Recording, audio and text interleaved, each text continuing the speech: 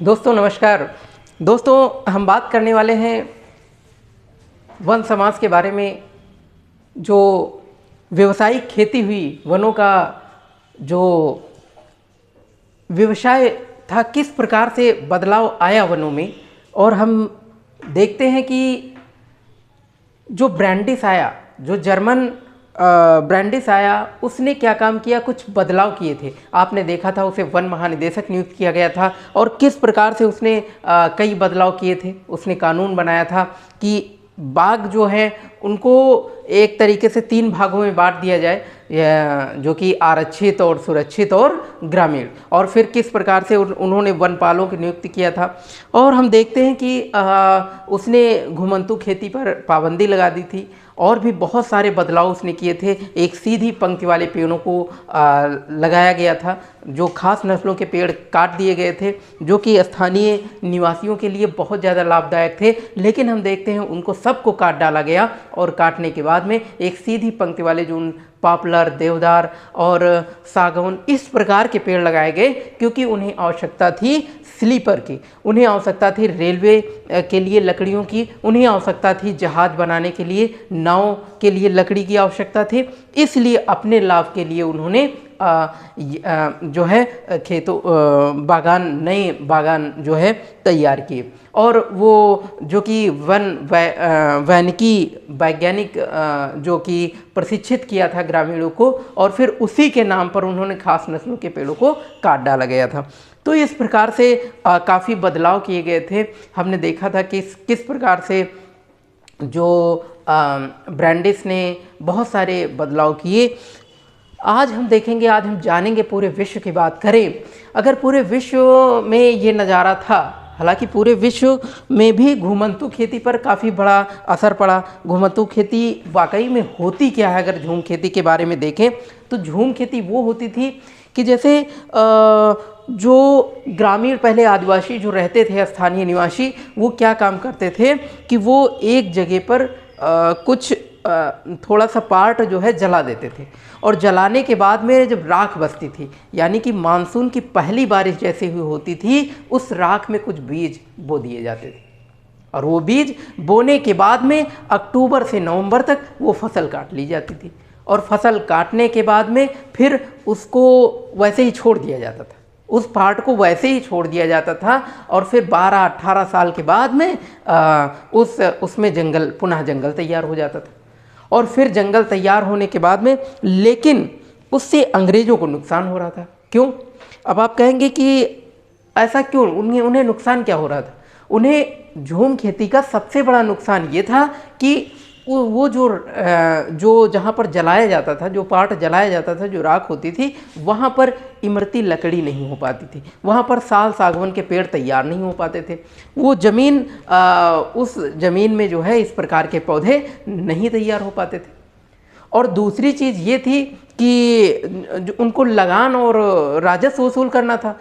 तो वो झूम खेती में आज यहाँ है, आज यहाँ जला के इसके बाद में यहाँ फसल काट लिया, इसके बाद दूसरी जगह चले गए, तो वो उनको राजस्व सही तरीके से नहीं मिल पाता था। वो ढूंढते रहते थे कि भाई साहब कहाँ गए। तो इस प्रकार से बहुत सारी समस्याएं थी। लगान टाइम से नहीं मिल पाता था, और दूसरी चीज़ कि वो अपने मन मुताबिक बागान को तैयार नहीं कर पाते थे। इसलिए उन्होंने एक नियम बनाया, कहा कि ऐसा करो कि झूम खेती पर पूरी तरीके से पाबंदी लगा दो।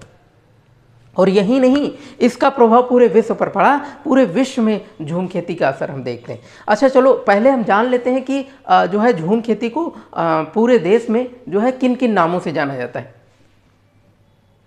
अगर हम मध्य अमेरिका की बात करें तो मध्य अमेरिका में इन्हें मिल्पा के नाम से जाना जाता है। किस नाम से? मिल्पा। किस नाम से? मिल्पा के नाम से जाना जाता है। और अगर हम अफ्रीका की बात करें तो इन्हें चित मैन के नाम से जाना जाता है, यानी कि और अगर श्रीलंका की बात करें तो चेना के नाम से जाना जाता है। आइए लिख लेते हैं, यानी कि अफ्रीका में चितमैन, दूसरी चाक का प्रयोग करते हैं तो क्या? चितमैन, चितमैन, चितमैन के नाम से जाना जाता है घुमंतू खेती को अफ्रीका में।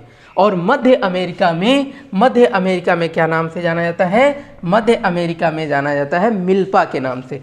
क्या नाम से जाना जाता है? मिल्पा। मिल्पा के नाम से जाना जाता है मध्य अमेरिका में। श्रीलंका में चेना के नाम से जाना जाता है। किस नाम से? चेना। चना में चा में एक ही मात्रा है, यानी कि चेना। तो श्रीलंका में किस नाम से जाना जाता है? चेना के नाम से। और हम देखते हैं हिंदुस्तान में किस नाम से जाना जाता है? हिंदुस्तान में कई नामों से जाना जाता है। हिंदुस्तान में बहुत सारे आदिवासी जगह जगह पर जो है खेती करते थे, तो उनके हर जगह नाम अलग अलग आपको मिलेंगे, जैसे धया, पेंदा, वेवर। तो हिंदुस्तान की बात करें तो हिंदुस्तान में धया और पेंदा,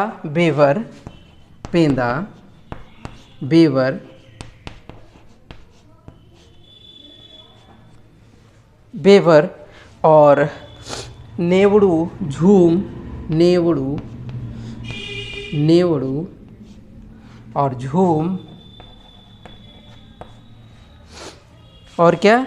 झूम, पोंड, खंदांद, कुमरी, पोंड, खंदांद और क्या? खंदांद और कुमरी। तो आपने देखा कि श्रीलंका में छेना के नाम से जाना जाता है, और आपने देखा अफ्रीका में चितमैन के नाम से जाना जाता है, मध्य अमेरिका में मिल्पा के नाम से जाना जाता है, और हिंदुस्तान में इसके बहुत सारे नाम हैं, यानी कि धया, पेंदा, वेवर और क्या? नेवड़ू, झूम, पोंड, खंदांद और कुमरी। इन सब नामों से जाना जाता है। तो हम देखते हैं घुमंतू खेती के कुछ भागों को बारी बारी से काटा जाता था। हमने बता दिया कि घुमंतू झूम खेती होती क्या है, इन सब चीज़ों के बारे में आपने जानकारी कर ही लिया है। तो होता क्या था कि जब इस पर घुमंतू खेती पर रोक लगा दी गई, तो घुमंतू खेती पर रोक लगाने से स्थानीय निवासियों को बड़ा नुकसान हुआ। अगर हम देखें कि यूरोपीय वन रक्षकों की नज़र में ये तरीका जंगलों के लिए नुकसानदेह था, क्योंकि जाहिर सी बात है कि जब वन जलाते थे तो उसके आसपास के जो बेशकीमती पौधे होते थे, जाहिर सी बात है जहाँ पर जलाया जाएगा तो उसके आसपास के पौधों पर असर पड़ेगा, बेशकीमती पौधे जल जाते थे, जिससे जो है सबसे बड़ा नुकसान हुआ। दूसरी चीज़ की हम देखते हैं कि जो वन उत्पादक धीरे धीरे वो काम छोड़ करके जब उन्हें जबरन हटाया गया वहाँ से, घुमंतू खेती जो लोग कर रहे थे उनको भगा दिया गया एक तरीके से, तो उन्होंने एक दूसरे व्यवसाय को चालू कर दिया। नए नए व्यवसायों को हम आगे चल करके जानकारी करेंगे कि किस प्रकार के नए व्यवसाय चालू करते हैं। अब हम बात कर लेते हैं थोड़ा शिकार के बारे में, यानी कि वन के रहते हुए, वन के बारे में बात करते हुए जाहिर सी बात है वनों में मेन उत्पादक क्षेत्र जो होते हैं, एक तो दवाएं होती हैं, आयुर्वेदिक चीज़ें होती हैं, लकड़ियाँ होती हैं, इन सब चीज़ों के साथ साथ पौधे भी, पशु पक्षी भी होते हैं। और पशु पक्षी का संबंध एक माध्यम था, अगर हम देखें शिकार का भी, कि जो पारंपरिक प्रथाएं थीं जहाँ पर लोग शिकार करते थे। तो आज हम शिकार के बारे में जानकारी करते हैं कि उस समय शिकार किस चरम पर था और किस स्थिति में था। तो हम देखते हैं कि जब ब्रांडिस आया तो उसने कानून कुछ शिकार पर भी पाबंदी लगा दी कि ऐसा करो कि जो छोटे मोटे, पहले क्या था कि स्थानीय निवासी जो थे वो जंगल के पास रह करके और छोटे मोटे जानवर पकड़ लेते थे, जैसे कि तीतर हो गया। तो तीतर आपने देखा होगा कि लड़ाने का काम होता था। गांव में क्या करते थे, उनको ले जाते थे, फिर लड़ाते थे आपस में, और लड़ाने में जो विजेता होता था उसे इनाम दिया जाता था। तो इस प्रकार से तीतर पकड़ लेते थे, तीतर का शिकार कर लेते थे, भालू का शिकार कर लेते थे, बंदर, इन सब चीज़ों का शिकार कर लेते थे और उनसे जो है अच्छी खासी अपनी जीविका चलाते रहते थे। इन सब चीज़ों पर पाबंदी लगा दी गई, इन्हें गैर कानूनी बना दिया गया, जिससे स्थानीय जो पारंपरिक प्रथाएं थी वो सब धीरे धीरे बंद हो गई, और इससे स्थानीय लोगों को बड़ा नुकसान हुआ। वो ये सब चीज़ें नहीं कर पाते थे। लेकिन हम देखते हैं कहीं ना कहीं जो है अंग्रेज़ क्या काम करते थे। आपने देखा होगा कि मुग़ल काल में जो है राजा महाराजा जो होते थे वो बड़े जानवरों का शिकार बड़े शौक से करते थे। आपने देखा होगा कि शिकार का मज़ा लेते थे। आपने कलाकृतियाँ भी देखी होंगी बाघों की और शेर की कलाकृतियाँ जो महल में बनी होती थी, तो वो शिकार करने के बहुत शौकीन थे। उसी प्रकार से औपनिवेशिक काल जैसे यही आता है, औपनिवेशिक काल में हम देखते हैं कि अंग्रेज होते थे वो भी इन चीज़ों के बहुत शौकीन थे, वो भी बड़े शिकारों को पकड़ते थे। अच्छा, उनका एक और सिद्धांत था, इसको आप स्क्रीनशॉट लेना चाहें तो ले सकते हैं। तो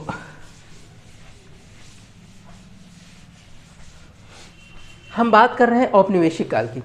औपनिवेशिक काल में जो है अंग्रेज वो भी शिकार के बहुत शौकीन थे।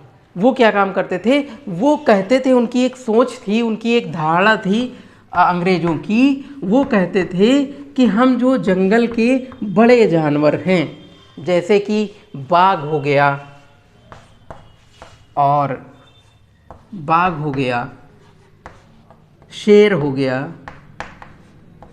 और भालू हो गया, लोमड़ी हो गई, वो मानते थे कि ये जो जानवर हैं ये सारे जानवर बर्बर हैं, इनसे खतरा रहता है, स्थानीय निवासियों को इनसे खतरा रहता है और ये बर्बर तरीके से बिहेव करते हैं। ये जानवर, इन जानवरों को मार करके हम पूरे हिंदुस्तान को सभ्य बनाएंगे। उनकी ऐसी सोच थी और इस सोच को लेकर के वो जो है शिकार करने लगे, बड़े जानवरों का शिकार करने लगे, खुली आज़ादी के साथ वो करने लगे। इसका एक बड़ी मात्रा में प्रचलन चल गया। तो धीरे धीरे हम देखते हैं कि इसका असर यूँ हुआ कि जो बड़ी प्रजातियों वाले जैसे बाघ हो गया, शेर हो गए, इन सब चीज़ों की प्रजातियां धीरे धीरे लुप्त हो गई। हम देखते हैं बड़े जानवर जो हैं वो जो प्रतीक चिन्ह थे बर्बर, यानी कि बर्बर और आदि समाज के जो एक प्रतीक चिन्ह थे, उनको धीरे धीरे लुप्त हो गए। और हम देखते हैं कि इसका परिणाम क्या हुआ कि 1875 से 1925 के बीच में, क्या 1875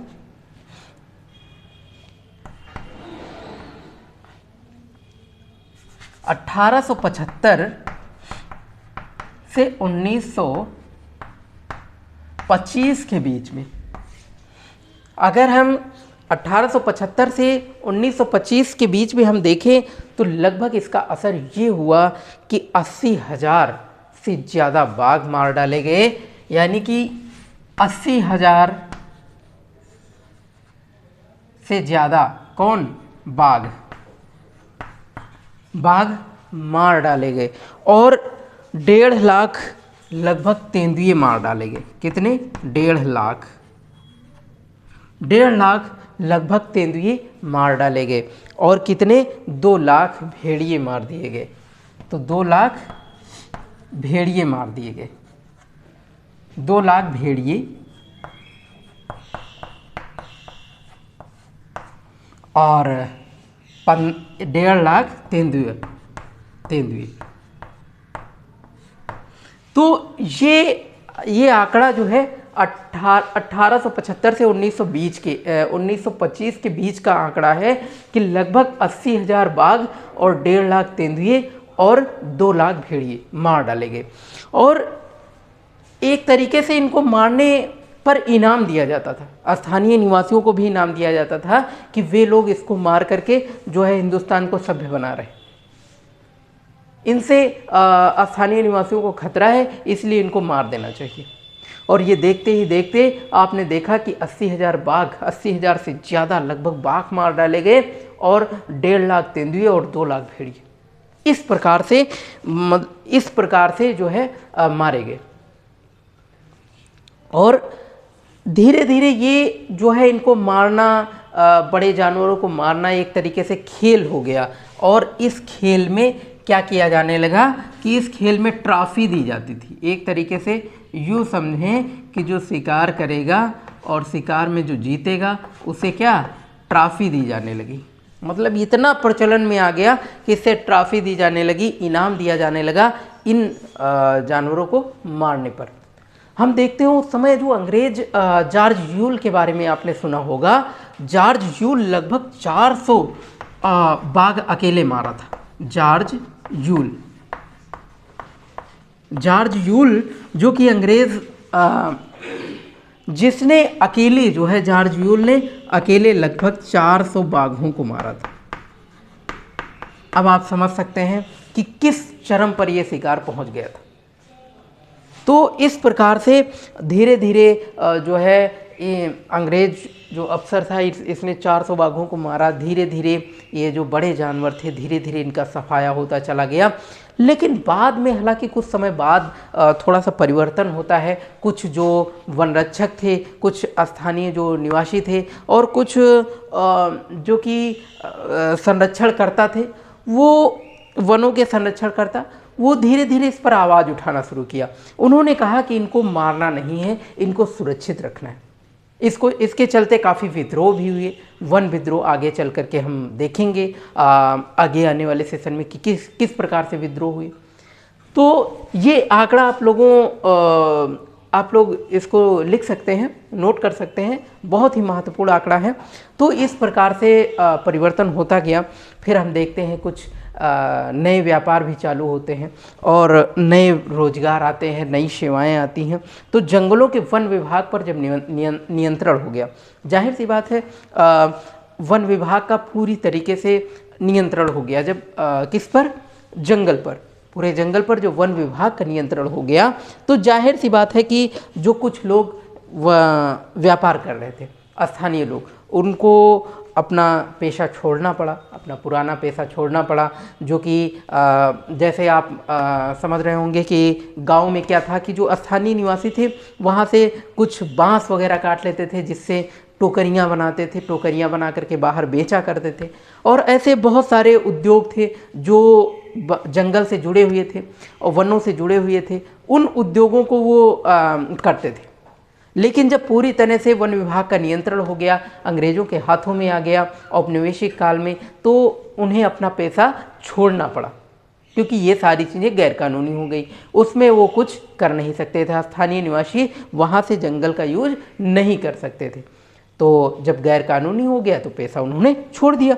तो हम देखते हैं कि ये महज हिंदुस्तान में ही नहीं, दुनिया भर में इसका असर देखने को मिलता है। अगर हम देखें 19वीं शताब्दी में, उदाहरण के तौर पर अगर हम देखें तो 19वीं सदी में जाएं तो 19वीं सदी में हम पाएंगे कि एक मैनियोक नाम के जो प्राणी थे, मैनियोक उगाने वाले जो मैनियोक एक स्थानीय समुदाय था, आदिवासी समुदाय, जो पहले मैनियोक उगाया करता था। वो ब्राज़ीली अमेजन थे, अमेजन के रहने वाले, यानी कि यूं हम समझ लें कि ये जो है, एक मिनट इसको रफ कर देते हैं। तो ब्राज़ीली अमेजन के लोग थे, ब्राज़ील में रहते थे। तो यूं समझ लें कि ये आदिवासी मैनियोक उगाने का काम करते थे, मैनियोक उगाया करते थे। लेकिन क्या हुआ, मैनियोक उगाते थे, और कौन थी? ब्राज़ीली अमेजन। तो ये जो है ब्राज़ीली अमेजन थे, ये मैनियोक उगाने का काम करते थे। बाद में इन्होंने क्या काम किया, इन्होंने फिर जा कर के इन्होंने रबड़ व्यापारियों के साथ में जंगली रबड़ से जो है लैक्टेस इन्होंने एकत्रित करना प्रारंभ कर दिया। तो इनका पेशा बदल गया और इनका पेशा आगे चल कर के क्या हो गया कि ये जो है जंगली जो रबड़ होती थी, जंगली रबड़, उससे इन्होंने क्या इकट्ठा किया, एक जो लेटेक्स बोलते हैं उसे इकट्ठा करने का काम शुरू कर दिया। ये लेटेक्स इकट्ठा करने लगे और ये लेटेक्स ले जाते थे और इसके बाद में व्यापारियों को बेच देते थे। तो इनका काम धीरे धीरे अपना पेशा बदल गया और इनका पेशा जो मैनियोक उगाने का था, उसकी जगह पर इन्होंने जंगली रबड़ से जो है लैक्टेस एकत्रित करने लगे। और फिर हम देखते हैं कि ये जो है धीरे धीरे व्यापारियों पर डिपेंड हो जाते हैं। लैक्टेस एकत्रित करने लगते हैं। कालांतर में वे जो है काफ़ी ऊंची पहाड़ों पर रहते थे, फिर नीचे उतर करके आते थे, व्यापारियों को अपना लैक्टेस बेच देते थे। हिंदुस्तान में हम देखते हैं कि हिंदुस्तान की अगर बात करें तो वन उत्पादक जो थे, वन उत्पादक का व्यापार कोई अनोखी बात नहीं है। अगर हम बात करें तो ब्रिटिश सरकार में कई बड़ी यूरोपीय कंपनियां जो थीं, ब्रिटिश सरकार में जो हम देखते हैं कि जो बड़ी यूरोपीय कंपनियां थीं, बड़ी यूरोपीय, कौन सी यूरोपीय कंपनियां,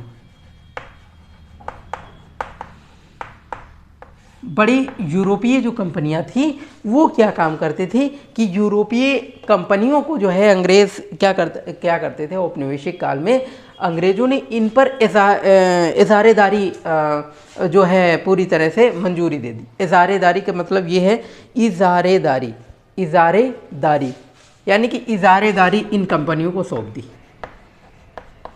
इजारेदारी। अब आप कह रहे होंगे ये इजारेदारी क्या है? तो होता ये है कि वनों के जो वन उत्पादक थे, अब इन्होंने क्या काम किया कि जो बड़ी कंपनियां थीं इनको इजारेदारी का मतलब होता है एकाधिकार। क्या मतलब होता है? एकाधिकार, एकाधिकार दे दिया कि जो वन उत्पादक हैं, जो भी वन उत्पाद हैं वो केवल यूरोपीय कंपनियां ही बेच सकती और कोई नहीं बेच सकता। यानी कि जो स्थानीय निवासी हैं वो जो है वन उत्पाद को नहीं बेच सकते हैं। क्या? वन उत्पाद, वन उत्पाद को और कोई नहीं बेच सकता है। तो इस प्रकार से इन्होंने बड़ी यूरोपीय कंपनियों को इजारेदारी अंग्रेजों ने सौंप दी। जिस प्रकार से जो स्थानीय निवासी थे, हम देखते हैं आदिवासी, जैसे पहले प्रथा थी, आप लोगों ने देखा होगा, आप लोगों ने सुना होगा कि पहले बंजारे जो टहला करते थे, घुमंतू किस्म के बंजारे होते थे, वो क्या काम करते थे? वो हाथी के दांत, खाल और बहुत सारी चीज़ें, हाथी के दांत, खाल, सींग का भी, और रेशम और बांस, मसाले, रेशे, है ना, और गोंद, राल, इन सब के व्यापार किया करते थे। बंजारे गांव-गांव जाया करते थे, घूमा करते थे और वो वनों से ले आते थे सींग और ये सारी चीज़ें, मसाले, ये सारी चीज़ें वनों से ले आते थे और इसके बाद गांव-गांव टहल करके बेचा करते थे।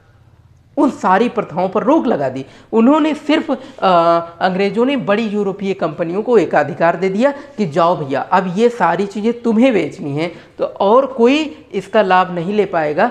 स्थानीय निवासियों पर पाबंदी लगा दी पूरे तरीके से, वो अब इनको नहीं बेच सकते, अगर बेचेंगे तो गैर कानूनी माना जाएगा। तो इस प्रकार से जो है कई प्रथाएं लगा दी, यानी कि सरकारी नियंत्रण पूर्ण तरीके से हो गया। हम देखते हैं कि बाद में काम के नए अवसरों का मतलब ये नहीं था। हम देखते हैं कि कुछ जो अपना पैसा छोड़ दिया, जैसे आप देखेंगे छत्तीसगढ़ के जो है, छत्तीसगढ़ वो झारखंड के संथाल और उरांव, हम बात कर रहे हैं झारखंड के। अगर झारखंड की बात करें तो झारखंड के संथाल, जो संथाल जातियाँ थी, संथाल एक समुदाय था, संथाल और उरांव ये जो समुदाय थी, संथाल और उरांव, ये झारखंड का। छत्तीसगढ़ का एक समुदाय था गोंड। कौन सा? छत्तीसगढ़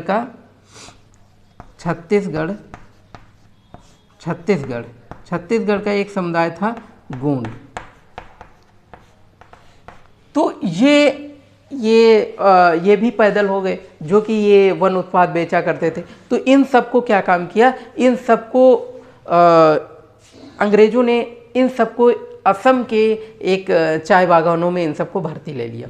और फिर स्थिति ये हुई, अपना पैसा ये छोड़ चुके थे, लेकिन जब वहाँ गए तो वहाँ इनको सस्ती दरों पर लगा दिया गया। मर्द औरत सभी को ले लिया गया चाय बागानों में, और वहाँ पर इनकम बहुत कम, यानी कि उनकी मजदूरी बहुत कम, सस्ती दरों पर उन्हें काम करने के लिए मजबूर किया गया। और वहाँ की परिस्थितियाँ उनके बहुत ही प्रतिकूल थी, उनको बहुत सारी समस्याएं हुई। तो इस प्रकार से हम देखते हैं कि काफ़ी ज़्यादा बदलाव आया। स्थानीय निवासी काफ़ी मजबूर हो गए काम करने के लिए, अपना पैसा छोड़ने के लिए मजबूर हो गए, जो पहले पैसा चलाया करते थे।